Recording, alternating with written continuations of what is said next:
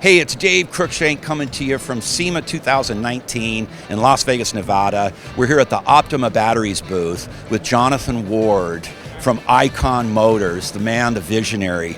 Jonathan, how are you doing today? I'm good, man. Thanks for taking the time to come by. Good. Tell us about the 1949 Hudson Hornet derelict car you brought here to SEMA 2019. Well, it is just one of those cars that when my hunters found it, the patina, the style, the spat wheels, like one of my favorite lead sleds. And you may recall recently we had built up that 49 Merc Coupe. Yes. So it was just such a cool opportunity to build the two ultimate lead sleds in completely different styles, but both of them had such amazing patina that we knew we had to do them in the derelict style. Yes. So this one was built for a client that fortunately we've built several vehicles for. So he's already in the deep end of the pond and has some faith. So he actually came to me and said, look, do it like you're gonna keep it. All I want to tell you is it's for Nashville, it's for nights on the town, it's for bar hopping, listening to music, being part of the local culture. Yeah. So I want a little rockabilly funk. So fortunately, he let me just go nuts with it. So I don't even know where to start, but let's start with mechanics. Okay. So we did a dry sump, intercooled blown LS9, one of my all-time personal favorite motors. C6 Corvette. Yeah. CR1. Correct. Yeah, gotcha. And then I'm not yet a fan of the newest generation. I prefer the artisanal internals, like engineer chosen componentry found in the older LS9. So for as long as I can get them, Yeah. I'm running them on these special projects. So dry sump run all the way back to the trunk. And it's a unibody car, which brought a lot of unique challenges to the build. So we worked with our good friends Art Morrison Enterprises and did custom stubbies. So it's four-wheel independent, Dana 60, nodular rear. Brembo's my brake partner, so we're running like massive, ridiculous 6-piston pots, two-piece hat rotors, titanium hardware, hydro boosted, to a modified 4L85E tranny, and all stainless fuel system and plumbing and blah, blah, blah. And part of the art of the derelict is, and a lot of people don't get it, which is fine with me, right? I mean, it's part of the charm. It's not for everyone, right? Yes. Doing all that work to make it look like we did nothing brings a lot of unique challenges. And you can drive it and not really worry about if it got a scuff or something. Totally. That's my favorite part about the derelict series. Me too. And Yeah. frankly, it wasn't a brand decision when I first started building them. Yeah. It was my personal desires for having two young boys and dogs and surfboards and skateboards and all the peripherals. Yeah. I don't want to worry about the first scratch. I just want the modernity.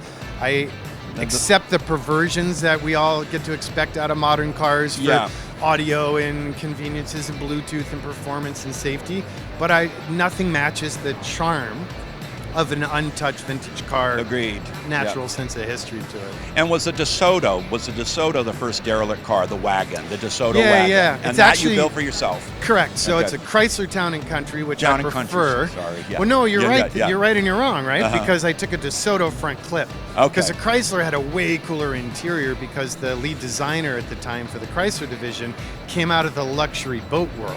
So it had a lot more interesting design, but the front clip was kind of uninspired. Yeah. But of course, the DeSoto front All clip those is a teeth. legend. All those but they're teeth, direct bolt-on interchange. Yeah. So despite it taking 2 years to find one of the right sort of kind of patina green that matched, it took like 2 hours after 2 years of searching to just bolt the front clip on and party on.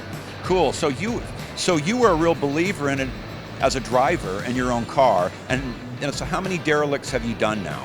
Done 17 of them to date. 17. Yeah, we have 8 in queue to be built. We Uh-huh. average only 2 or 3 a year because this is a very small division of our overall production. So we mostly focus on our production, using the term ever so lightly.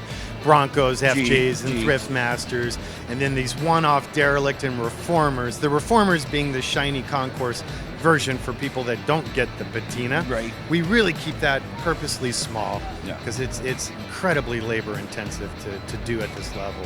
The interior, I worked with Moore and Giles to have the leather milled and tempered to the exact tone and texture that I wanted.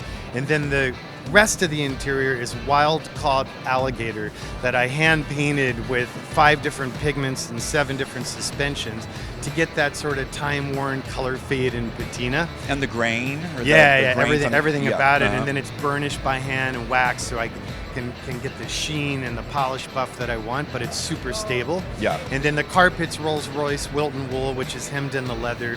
And then the dash, We kept it looking very stock, but obviously we had to integrate a lot of modern functions that weren't supported. So like the chrome spear that goes on the horizontal plane across the dash looks original, but then we took inspiration from the plastic trim above it to integrate the directional heat vent AC vents. All the dash knobs are freshly milled by us and then patina painted and enamel filled in the stock aesthetic, but in an elevated material to support all the modern switches.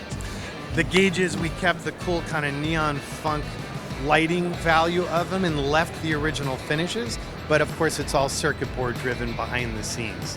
Steering wheel is not correct for a Super 6. This was the cheap man's version of the Hornet, but the Hornet had this kick-ass, like lucite, funky, see-through wheel. So we laser scanned one of those, downscaled it to be compatible with rack and pinion and get the driving dynamic and better ergonomics, integrated that on a breakaway tilt column. So it has the vintage aesthetic through a custom milled hub adapter. So I try and make it so all of our mods aren't visible. And that wraps up our visit with Jonathan Ward from Icon. I'm Dave Cruikshank, Power Automedia and Rod Authority. Be sure and check out OptimaBatteries.com, and we'll see you next time.